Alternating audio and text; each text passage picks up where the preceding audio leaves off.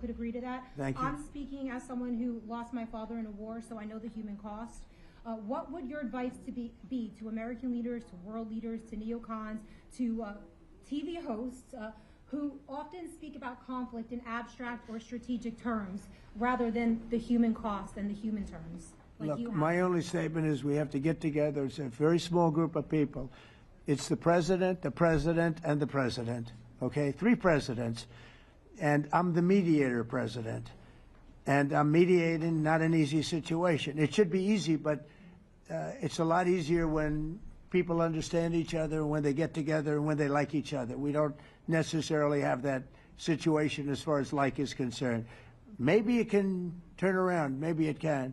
But in the meantime, we'll have them keep a little bit of distance, and we're going to see if we can get it done.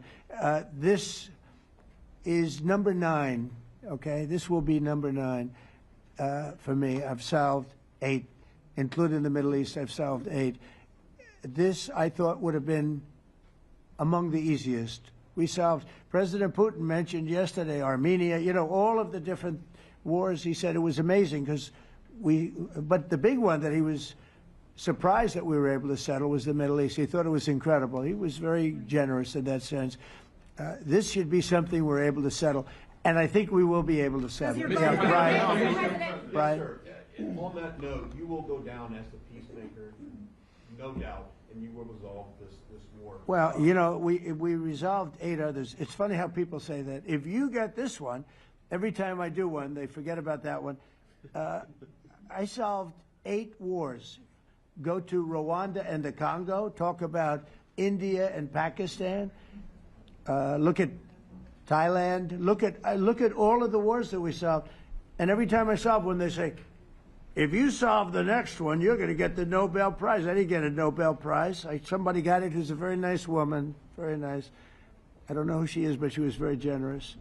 So I don't care about all that stuff. I just care about saving lives. But this will be number 9. But every time I solve one, they said, sir, if you solve one more, you're going to be known as a peacekeeper. So to the best of my knowledge, we've never had a president that solved one war. Not one war. Bush started a war. A lot of them start wars, but they don't solve the wars. They don't settle them. And especially when they have nothing to do with us. I saw almost, I guess, just about all of these wars had nothing to do with us. But I saved tens of millions of lives. The Prime Minister of Pakistan said, I saved millions of lives in interceding on Pakistan, and you look at Pakistan and India as an example. That would have been a bad one, 2 nuclear nations, right? So I say this, this is pretty much the last one, although I do understand that Pakistan attacked, or there is an attack going on with Afghanistan. That's an easy one for me to solve if I have to solve it. In the meantime, I have to run the USA, but I love solving wars. You know why? I like stopping people from being killed, and I've saved millions and millions of lives, and I think we're going to have success with this war. Wait, please. This is President Zelensky. This is your 3rd time over here. Oh. And by the way, you look excellent. Thank you, sir. Thank you. For you, by the way. This is your 3rd time here. How different sitting across from the president is this time versus the 2 previous times here at the White House, and how confident are you hearing the success rate of solving these prior wars that he can get this war solved? First of all, about suit. The same suit because the same president. It's very simple. The next president will have another suit. Yes, about our relations with President Trump, I think we have important dialogues, and I think we begin to understand each other. Yes, and I know that President is briefed very well about the situation in the battlefield, and he knows a lot what's going on in the battlefield in Ukraine, and I think it really helps. When you know a lot of things, a lot of details about one or another war, it helps a lot.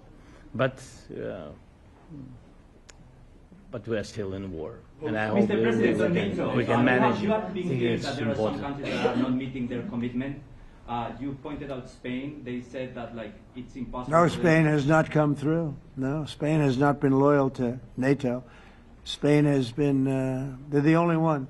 Everyone went up to, as you know, I mean, you were at 2% and they all went up to 5%, but Spain disagreed with that. I think Spain should be reprimanded for that. I think it's very bad that they did that, but that's up to them. That's up to NATO and Spain. They cannot be expelled from NATO. Can they or not? They cannot, according to the treaty, but they also claim that they are protected by the European Union umbrella for trade. Well, the other people, many of the other countries are in the European Union too. They're not complaining, right? President, I can tell you that Putin is serious. That's of interest. Mr. President. They're protected by Yeah, please go ahead. Thank you, Mr. President. Do you think you can carry the momentum from the Middle East deal over to this deal? And if I do. So, how does that move the needle? Yeah, I do. I think we carry a lot of momentum, a lot of credibility. Getting Middle East done was very important. Nobody thought it could be done. That was one nobody thought could be done, and we got it done. And a lot of that was the big hit that we put on Iran with respect to the nuclear. They took that was an unbelievable military maneuver, the B-2s, and many other planes involved, by the way, but the B-2s. Yeah, I think nobody expected that to happen, and you know we had 59 countries involved, and these were countries very diverse. You had Arab, Muslim, Jewish. You had every country, Christian. You had every country, and many countries involved, and we got that done. And we got it done pretty swiftly after we set the table properly. We had to set the table properly. This should be one that we get done. And I think the table is set properly here now, too. And it'll be a great honor. It'll be a great honor to get it done. And the Ukrainian people are great, and the Russian people are great. And obviously they have much in common, as we understand. They have a lot in common. So it'll be a great honor to get it done. Yeah.